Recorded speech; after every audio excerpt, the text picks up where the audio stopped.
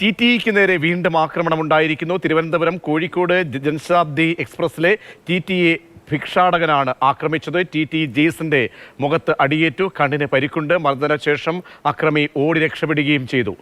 റിയ ബേബിയുണ്ട്. റിയ, ഇപ്പോൾ പ്രധാനപ്പെട്ട കാര്യം, കഴിഞ്ഞ ദിവസം ടിടി കൊല്ലപ്പെട്ടതിൻ്റെ ആ ഞെട്ടലിൽ നിന്നും നമ്മൾ മുക്തരായിട്ടില്ല. അപ്പോഴാണ് മറ്റൊരു സംഭവം കൂടി റിപ്പോർട്ട് ചെയ്യപ്പെടുന്നത്. എങ്ങനെയായിരുന്നു ആക്രമണം ഉണ്ടായിരുന്നത്? ആർക്കാണ് മർദ്ദനമേറ്റത്? പ്രതിയെക്കുറിച്ച് എന്താണ് വിവരം ലഭിക്കുന്നത്? അല്പസമയം മുമ്പ്, അതായത് തിരുവനന്തപുരം റെയിൽവേ സ്റ്റേഷനിൽ വെച്ചാണ് ജനശതാബ്ദിയിലെ ടി ആയ ജെയ്സൺ തോമസിന് നേരെ ആക്രമണം ഉണ്ടായത്. നമ്മൾ ഇന്നലെ വിനോദിന്റെ സംഭവം ഒക്കെ പറഞ്ഞ് സുരക്ഷയെക്കുറിച്ചൊക്കെ സംസാരിച്ചു കൊണ്ടിരിക്കുമ്പോഴാണ് വീണ്ടും ഇത്തരത്തിലൊരു സംഭവം ഉണ്ടാകുന്നത് എന്നതാണ് ഞെട്ടിപ്പിക്കുന്നത്. ഇപ്പോൾ ടി ആയിട്ടുള്ള ജെയ്സൺ തന്നെ നമുക്കൊപ്പം ചേരുന്നുണ്ട്. ഈ ജനശതാബ്ദിയിലേക്ക് താങ്കൾ ഡ്യൂട്ടിക്ക് കയറിയതാണ്. എന്താണ് സംഭവിച്ചത്? ഇന്ന് രാവിലെ 120/76 ജനശതാബ്ദി വർക്ക് ചെയ്യേണ്ടത് ഞങ്ങൾ ഒരുമിച്ച് വർക്ക് ചെയ്തതാണ്.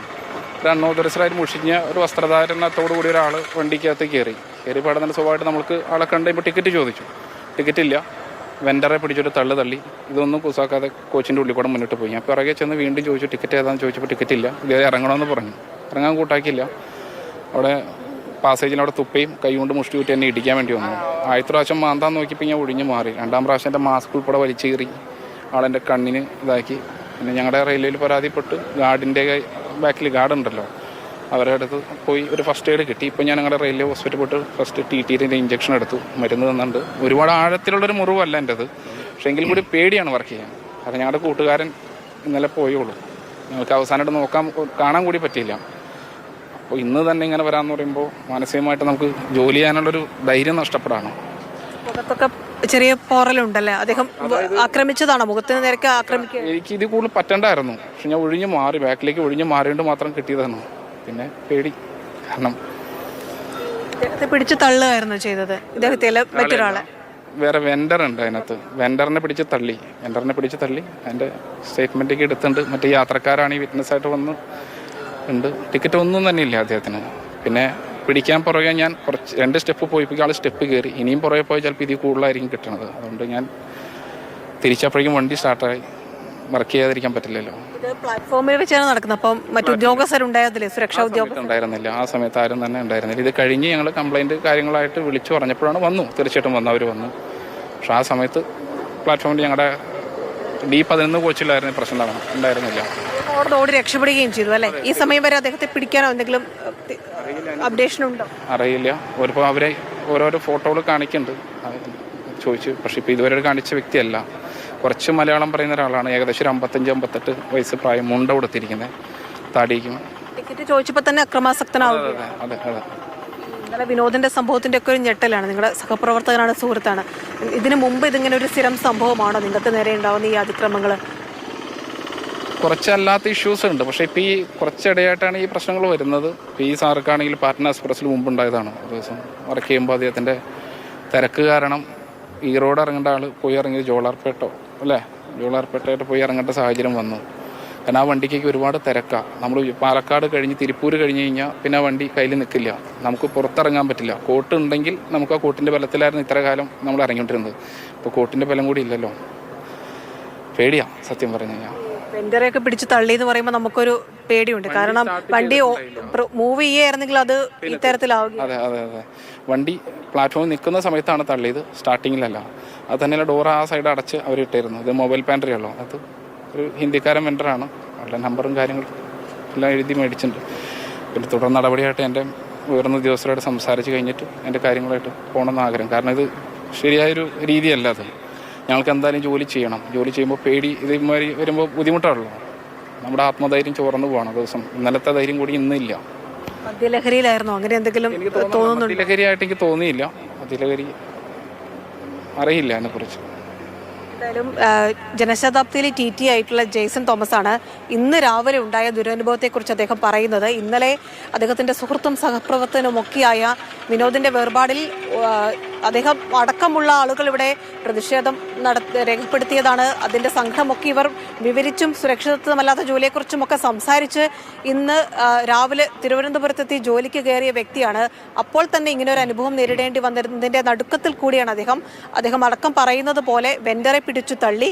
ട്രെയിൻ മൂവ് ചെയ്യുകയായിരുന്നെങ്കിൽ, ഓടുന്ന ട്രെയിനിലായിരുന്നെങ്കിൽ അത് കൂടുതൽ അപകടത്തിലേക്ക് എത്തുന്ന തരത്തിലേക്കുള്ള കാര്യങ്ങളായി മാറുമായിരുന്നു. എന്തായാലും ഈ സംഭവത്തിൽ അദ്ദേഹം നിയമ നടപടിയുമായി മുന്നോട്ട് പോകുന്നുണ്ട്. ഈ റെയിൽവേ ഉദ്യോഗസ്ഥരെ അടക്കം കാര്യങ്ങൾ ധരിപ്പിച്ചിട്ടുണ്ട്. എന്തായാലും റെയിൽവേ ജീവനക്കാരുടെ ജോലിക്കാരുടെ ഒക്കെ സുരക്ഷിതത്വം, ടിക്കറ്റ് ഇല്ലാതെ അനധികൃതമായി ഈ TTE സംബന്ധിച്ചോളം ജെയ്സിന് പരിക്കേറ്റിട്ടില്ല, അത് വളരെ ആശ്വാസമാണ്. പക്ഷേ ഇവിടുത്തെ കോണ്ടസ്റ്റ് ആണ് വളരെ പ്രധാനപ്പെട്ടത്. കാരണം നമ്മൾ ചർച്ച ചെയ്യുന്നത് വിനോദുമായി ബന്ധപ്പെട്ട് വിനോദിൻ്റെ ആ ഒരു കൊലപാതകം, അതിൻ്റെ ഞെട്ടൽ മാറിയിട്ടില്ല. അപ്പോൾ TTEമാർക്ക് സ്വതന്ത്രമായിട്ടും അവർക്ക് അവരുടെ തൊഴിൽ ചെയ്യാൻ പറ്റാത്തൊരു സാഹചര്യം ജെയ്സൺ നേരത്തെ പറഞ്ഞതുപോലെ തന്നെ ഉള്ളുപിടയുന്ന അവസ്ഥയാണ്. സഹപ്രവർത്തകൻ കൊല്ലപ്പെട്ടു, ആ സഹപ്രവർത്തകനെ കാണാൻ പോലും കഴിയാത്ത രീതിയിൽ അവരുടെ ഡ്യൂട്ടിയുടെ ഭാഗമായി അവർ ഡ്യൂട്ടി ചെയ്യുകയാണ്. അതിൻ്റെ തൊട്ട് പിറ്റേന്ന് നേരം പുലർന്നു കഴിയുമ്പോൾ ഒരാക്രമണം കൂടി ഉണ്ടാകുന്നു എന്ന് പറയുമ്പോൾ അത് വ്യാപിക്കുകയാണ് അതിൻ്റെ വ്യാപ്തി. അതുകൊണ്ട് തന്നെ ബന്ധപ്പെട്ട ആളുകൾ ഇതിൻ്റെ സുരക്ഷയുമായി ബന്ധപ്പെട്ട് റെയിൽവേ പ്രൊട്ടക്ഷൻ ഫോഴ്സ്, RPF ഉൾപ്പെടെ ഉള്ള സംവിധാനങ്ങളൊക്കെ പര്യാപ്തമാണോ? ഒരു റീതിങ്കിങ് ഈ വിഷയത്തിൽ ഇന്നലത്തെ സംഭവത്തിന് ശേഷം ഉണ്ടായിട്ടുണ്ടോ? ഇന്നലെ അടക്കം ഈ TTEമാരടക്കം മുന്നോട്ട് വെച്ചത് സുരക്ഷിതമായി ജോലി ചെയ്യണം എന്നൊരാവശ്യം തന്നെയാണ് അവർ മുന്നോട്ട് വെച്ചത്. ഈ റെയിൽവേ കോച്ചുകൾക്കുള്ളിൽ സുരക്ഷാ ഉദ്യോഗസ്ഥരുടെ കാര്യങ്ങളൊക്കെ നിങ്ങൾ ഇന്നലെ പറഞ്ഞതാണ്. കൃത്യമായി സുരക്ഷാ ഉദ്യോഗസ്ഥരെ വിന്യസിക്കേണ്ടതിനെ കുറിച്ചൊക്കെ നിങ്ങൾ സംസാരിച്ചതാണ്. പ്ലാറ്റ്ഫോമിലായിട്ട് ഇങ്ങനെ ഒരു സംഭവം ഉണ്ടായിട്ട് പോലും ആളെ പിടിക്കുന്ന തരത്തിലുള്ളൊരു സുരക്ഷാ സംവിധാനം അവിടെ ഉണ്ടായിരുന്നില്ല എന്നതും ഈ സംഭവത്തിന്റെ ഒരു ആഘാതം വർദ്ധിപ്പിക്കുന്നതാണ്. അപ്പം ഇത് മലയാളിയായിരുന്നോ, ഏത് തരത്തിലാണ് നിങ്ങൾക്ക് അങ്ങനെ എന്തെങ്കിലും ഒരു സൂചന കിട്ടിയിട്ടുണ്ടോ? അവസാനം ഇറങ്ങിപ്പോയപ്പോൾ ചെറുതായിട്ട് മലയാളം പറയേണ്ട ആള് പൂർണ്ണമായിട്ട് മലയാളിയാണോ നമുക്കറിയില്ല. ഒന്നാമത്തെ കാര്യം, നമ്മൾ പെട്ടെന്നുള്ളൊരു അറ്റാക്കാണ്, പകച്ചുപോയി. രാവിലെ തന്നെയാണല്ലോ, നമുക്ക് ഒരു മുന്നറിയിപ്പും ഇല്ല ഇങ്ങനെ സംഭവിക്കുന്നു. പിന്നെ ആൾ ഇറങ്ങി ഓടേ ചെയ്തു. പുറകെ പോയി നമുക്ക് പിടിക്കാൻ തന്നെ ചിലപ്പോൾ ഇതല്ല, ഇതിൻ്റെ അപ്പുറം ചിലപ്പോൾ സംഭവിക്കും. നിങ്ങളുടെ സഹപ്രവർത്തകരൊക്കെ പറയുന്നുണ്ടായിരുന്നു ഇത്രയും സുരക്ഷിതത്വം പോരാ, കുറച്ചുകൂടി സുരക്ഷാ ഉദ്യോഗസ്ഥർ വേണം, അത് പ്ലാറ്റ്ഫോമിലായാലും ട്രെയിനിനുള്ളിലായാലും. നമുക്ക് ഇന്നത്തെ സംഭവം കൂടി അതിൻ്റെ ആവശ്യകത ഊന്നുന്നു. തീർച്ചയായിട്ടും വേണം. കാരണം ഞങ്ങൾക്ക് പേടി കൂടാതെ ജോലി ചെയ്യാൻ പറ്റണം. ഇതിപ്പോൾ പേടിച്ചിട്ട് ജോലി ചെയ്യണത്. ഓരോ നിമിഷവും എന്ത് സംഭവിക്കുമെന്ന് അറിയില്ല. വീട്ടിൽ നിന്ന് ഇറങ്ങിപ്പോകുന്നു, വീട്ടിൽ തിരിച്ചെത്തുമെന്ന് കൂടി അറിയാത്തൊരവസ്ഥയിലാണ് ഇപ്പോൾ ഞങ്ങൾ പോകുന്നത്. എറണാകുളം നോർത്ത് ഡിപ്പോയിലാണ് ഇപ്പോൾ ഞാൻ വർക്ക് ചെയ്യുന്നത്. അവിടുത്തെ വണ്ടികളെല്ലാം ഒരുപാട് ലോങ് പോണ വണ്ടികളല്ല. പക്ഷേ സൗത്തിലെ സംബന്ധിച്ച് പറയുമ്പോൾ അത് കുറച്ച് അധികം നമ്മുടെ അതിഥി തൊഴിലാളികൾ കുറച്ചധികം കയറുന്ന വണ്ടികളാണ്. പാറ്റ്ന അങ്ങനെ കുറേ വണ്ടികളുണ്ട്.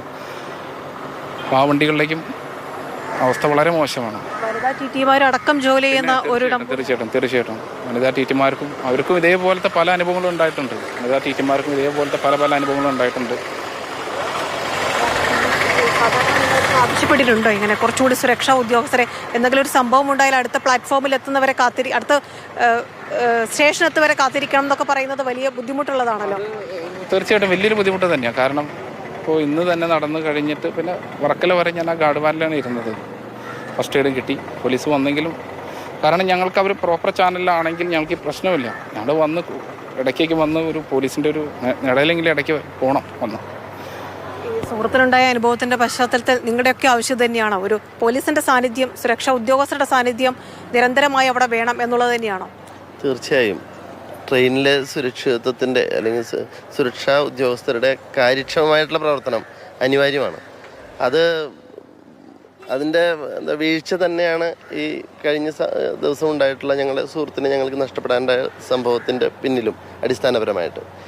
നേരത്തെ ഐഡൻറ്റിഫൈ അൺഓതറൈസ്ഡ് ആയിട്ടുള്ള അതുപോലെ ഭിക്ഷക്കാരും അതുപോലെയുള്ള മറ്റു പലരെയും നമുക്ക് നേരിട്ട് തന്നെ ഐഡൻറ്റിഫൈ ചെയ്ത് പ്ലാറ്റ്ഫോമിൽ നിന്ന് തന്നെ നീക്കം ചെയ്യാനുള്ള സംവിധാനവും കഴിവും റെയിൽവേക്കുണ്ട്. അത് കുറേ കൂടി കാര്യക്ഷമമാക്കണം. അവരുടെ പ്രവർത്തനത്തിൽ എന്തെങ്കിലും വീഴ്ച വരുന്നുണ്ടെങ്കിൽ അത് നിരീക്ഷിക്കാനും അതിനും സംവിധാനങ്ങൾ വരണം. ഈ സംഭവത്തിൽ നിയമ നടപടിയുമായി മുന്നോട്ട് പോകുക. തീർച്ചയായും ഇതൊരു പ്രത്യേക മുഹൂർത്തമാണ്. ഇപ്പോൾ ഞങ്ങളുടെ വിനോദ് സാർ നഷ്ടപ്പെട്ടതും അതിനെ തുടർന്നാണ് ഈ ഒരു ദിവസം 24 മണിക്കൂർ പോലും സമയത്താണ് ഇത് സംഭവിച്ചിരിക്കുന്നത്. ഇന്ന് എന്താ പറയുക, ഇതും ഒരു തുടക്കമാവട്ടെ. ഇനി കൂടുതൽ ഈ സുരക്ഷിതത്വം കൂടുതൽ കാര്യക്ഷമമാക്കുന്ന യാത്രക്കാരുടേതായാലും സ്റ്റാഫിൻ്റേതായാലും ട്രെയിനിലെ സുരക്ഷിതത്വം, റെയിൽവേ പ്രമിസസിലെ സുരക്ഷിതത്വം കുറേയും കൂടി കാര്യക്ഷമമാവേണ്ടതുണ്ട്. മറ്റു പുരോഗമനങ്ങളെ കുറിച്ചൊക്കെ നമ്മൾ പറയുമ്പോൾ ഇത് തീർച്ചയായിട്ടും അനിവാര്യമായിട്ടുള്ള കാര്യമാണ്. എന്തായാലും